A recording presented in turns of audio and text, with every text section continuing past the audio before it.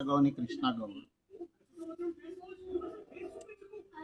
ఈరోజు 15/4/2026, కానీ నిన్న 14/4/26 రోజు అంబేద్కర్ బొమ్మ దగ్గర స్పీచ్ ఇచ్చేటప్పుడు ఆటోలో ఉండి చూసిన. నేను పని మీద పోతు తిరిగి సికింద్రాబాద్ పోయి వచ్చేటప్పుడు వంటలు చేసుకున్నారేమో, భోజనాలు చేస్తున్నారు చూస్తూ వచ్చిన. ఇంటికి వచ్చినాక ఒక 2 నిమిషాలు నాకు నేను ఏడ్చిన. ఏడవనికి కారణం ఏంటిది అని మీరు ఆలోచన చేయవచ్చు. కాదు,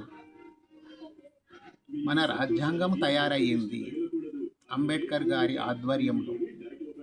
దాంట్లో ఎటువంటి లోపము లేదు. ప్రతి భాషను, ప్రతి రాష్ట్రాన్ని, ప్రతి మనిషిని 100% ప్రతి ఒక్కరికి అవసరమైన విధంగా తయారు చేసిన మహోన్నతమైన రాజ్యాంగం.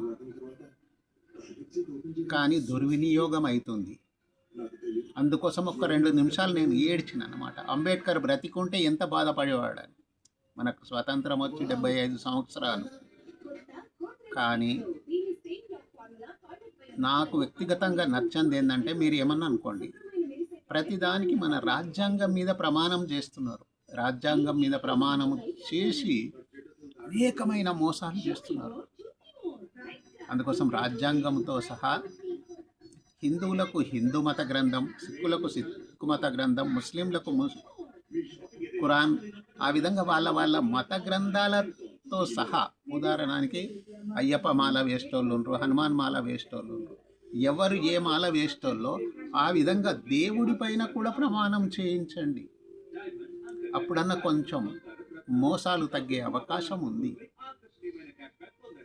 ఎక్కడ చూడు మోసాలు, అన్యాయాలు, స్కాములు, భూ ఆక్రమణదారులు, కోట్లాది రూపాయల మోసాలే జరుగుతున్నాయి. దాంట్లో చిన్నోళ్ళు పెద్దోళ్ళు అని కాదు, ఎక్కువ వరకు కోట్లాది రూపాయల లోను తీసుకొని ఎగగొట్టే వారికి మాఫీ అవుతుంది మన దేశంలో రాజ్యాంగం ప్రకారం. ఎంత దుర్వినియోగం జరుగుతుంది. ఒక ఆవులు మేపుకునేట ఆమె, బర్రెలు మేపుకునేట ఆమె లోన్ తీసుకుంటే, లోన్ కట్టకుంటే తలుపులు గుంజుకపోతారు, బర్రెలు గుంజుకపోతారు, ఎడ్లు గుంజుకపోతారు, నగలు గుంజుకపోతారు. కోట్లాది వాళ్ళకి ఇచ్చేటప్పుడు కూడా తర్వాత ఇచ్చిన తర్వాత నకిలీ పత్రాలు అంటున్నారు. నకిలీ పత్రాలు సమర్పించినప్పుడు ఎవ్వరు ఫిర్యాదు చేస్తలేరు.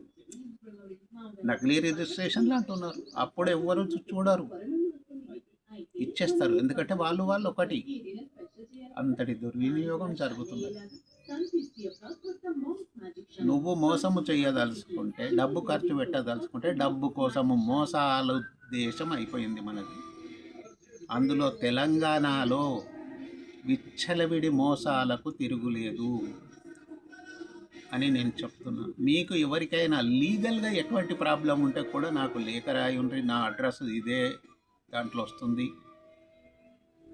మీకు వీలైనన్ని లీగల్గా చట్టంలో ఏం పేర్కొన్నారు, హైకోర్టు ఏం చెప్పింది, సుప్రీంకోర్టు ఏం చెప్పింది, వాటికి అనుగుణంగా మీకు నేను లీగల్గా సలహాలు ఇవ్వగలను.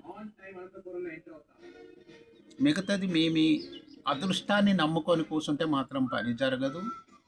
ఉదాహరణకి లేడీస్ ఉన్నారు, డీవీసీ కేసులు, ఎంసీ కేసులు. డీవీసీ కేసు ఉదాహరణకి చట్ట ప్రకారం 6 నెలల లోపల లేడీస్కు న్యాయం జరగాలి. కానీ 12 ఏళ్ళైనా న్యాయం జరుగుతలేదు. చివరికి బాధితునికి గులామీ అని వాడి కాళ్ళు మొక్కి కాంప్రమైజ్ అయ్యి బతకలేక, చావలేక ఎంతోమంది కోర్టుల చుట్టూ తిరుగుతూ బాధపడుతున్న స్త్రీలను చూస్తే మనకు ఏడుపు వస్తుంది. వాళ్ళ గాథలు వింటే మనకు ఏడుపు వస్తుంది. అట్లాంటి స్త్రీలు ఒక్కలే కాదు, ఎంతోమంది పురుషులు సైతం బాధపడుతున్నారు కోర్టుల చుట్టూ తిరగలేక. కోర్టులలో న్యాయాన్ని ఆశించిపోతే కోర్టుకు తిరిగి వాళ్ళను చనిపోయే పరిస్థితులు తెస్తున్నారు తప్పితే సకాలంలో న్యాయం జరగలేదు. ఎంతోమంది చీఫ్ జస్టిస్లు చెప్పారు స్త్రీలను కోర్టులకు తింపొద్దని, తొందరగా న్యాయం చేయమని. ప్రాక్టికల్గా మాత్రం అది జరగడం లేదు. చట్టాలను దుర్వినియోగం చేస్తున్నారు. చట్టాలు మహోన్నతమైనవి ఉన్నాయి భారతదేశంలో. చట్టాలు ఉపయోగించే వాళ్ళు, చట్టాలను అమలు చేసే వాళ్ళది లోపము. అది చక్కదిద్దాలంటే మరొక అంబేద్కర్ రావాల్సిన అవసరము, మహాత్మా గాంధీ తిరిగి రావాల్సిన అవసరం ఏర్పడే అవకాశాలు ఉన్నాయి మన దేశంలో. దేశంలోనే నంబర్ 1 తెలుగు రాష్ట్రాలు మోసగాళ్లను రక్షించడంలో. అదే తమిళనాడులో చూడండి, పోలీసులకైనా సరే దీని ముందు 120 మంది పోలీసులను శిక్షించారు. ఈ మధ్యలో 9 మంది పోలీసులను శిక్షించారు. మన దేశంలో జరిగే గొప్పతనము, తెలుగుదేశంలో తెలంగాణ రాష్ట్రంలో సాక్ష్యాలను మాయం చేసి, సాక్ష్యాలు సరిపోలేదంటారు, సాక్ష్యాలు సూటబుల్ లేవంటారు. రకరకాలుగా నేరస్తులను రక్షించడంలో మన తెలుగు రాష్ట్రాలు ప్రథమ స్థానంలో ఉన్నాయి ఈ దేశంలో అని నేను ఒప్పుకుంటున్నాను. ఎందుకంటే మన మహేంద్రారెడ్డి డీజీపీ గారు దేశంలోనే ప్రథమ స్థానంలో ఉన్నారు మన పోలీసులని చాలాసార్లు చెప్పాడు. అది నిజం. చట్టాలు దుర్వినియోగం అవుతున్నది అనేది అతను చెప్పిన మాటకు సూటబుల్గా సరిపోతాయి.